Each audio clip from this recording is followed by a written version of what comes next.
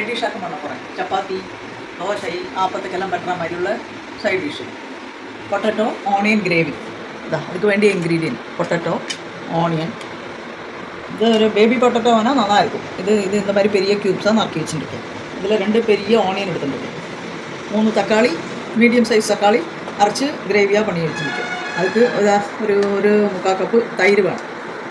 പിന്നെ ഗരം മസാല, മല്ലിപ്പൊടി, ginger garlic paste, പട്ടை, கிராம்பு, ஏலக்காய், ஜீரகம் எல்லாம் போடணும்.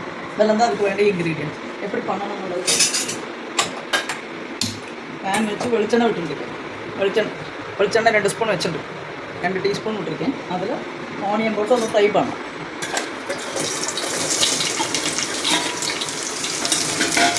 ஆனியன் போட்டு ഒന്ന് ഫ്രൈ பண்ணிவிட்டு சொல்லணும். இது ஆദ്യം ഒന്ന് ഫ്രൈ ആവട്ടെ. ഓണിയൻ ഒന്ന് ഫ്രൈ ആക്കി ഒന്ന് വതക്കിനാൽ പോയി. അത് പിന്നെ 2 ഉപ്പ് പോട്ട് ഞാൻ ഫ്രൈ பண்ணி வச்சுருக்கேன். அதை எடுத்து பிளேட்டில் மாட்டோம்.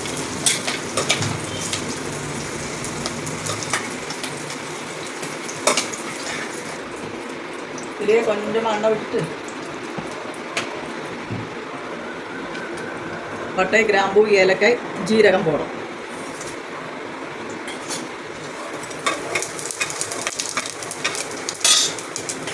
അതൊന്ന് ഷോക്കറും അതിൽ ടൊമാറ്റോ പ്യൂരി വിടും.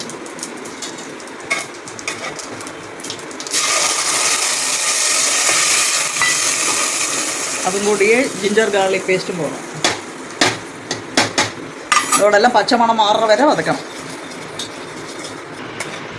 ഇതാ ടൊമാറ്റോ ഒന്ന് ജിഞ്ചർ ഗാർലിക്കോടെല്ലാം പച്ചമണം ഒന്ന് റാ സ്മെല്ല് പോയാச்சு. ഞാൻ അതിൽ கொஞ்சம் மஞ்சப்பொடி, கொஞ்சமாக மஞ்சப்பொடி, அதுக்கு வேண்டிய மிளகாப்பொடி,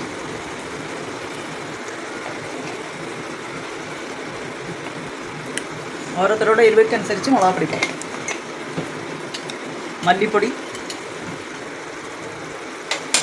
ഗരം മസാല, എല്ലാത്തോടും പച്ചമണം സ്മെല്ല് പോറ വയ്ക്കും. അതൊന്ന് ഇതാക്കാം. സ്മെല്ല് പോകുന്നതും അതിൻ്റെ തൈര് വിട്ടിട്ട് ஸ்டவ் ரொம்ப சின்னதாக வச்சுட்டு பண்ணணும்.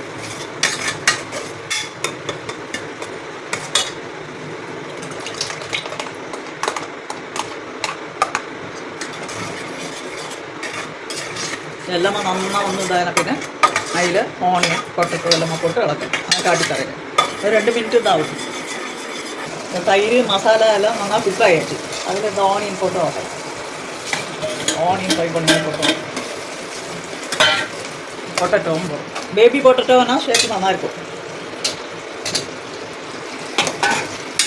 அதுக்கு வேண்டிய உப்பும் போட்டு விடும்.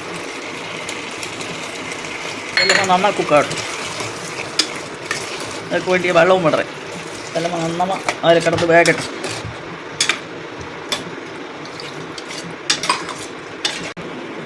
ஜம்முன்னு ரெடி ஆகிடுச்சு.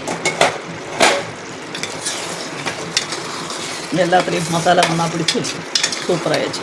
இனி இப்போ அந்த டேஸ்ட்டுக்கு கொஞ்சமாக ஒரு 1/2 ஸ்பூன் சுகர் போட்டு எல்லாம் செட் ஆகும்.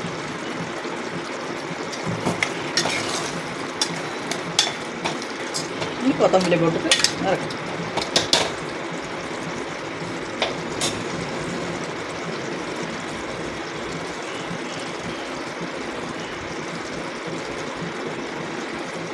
இந்த கிரேவி சப்பாத்திக்கு, தோசைக்கு, ஆப்பத்துக்கு, இடியாப்பம் எல்லாத்துக்குமே நல்லா இருக்கும். சாப்பிட கூட நல்லா இருக்கும். எல்லோரும் ட்ரை பண்ணி பாருங்க.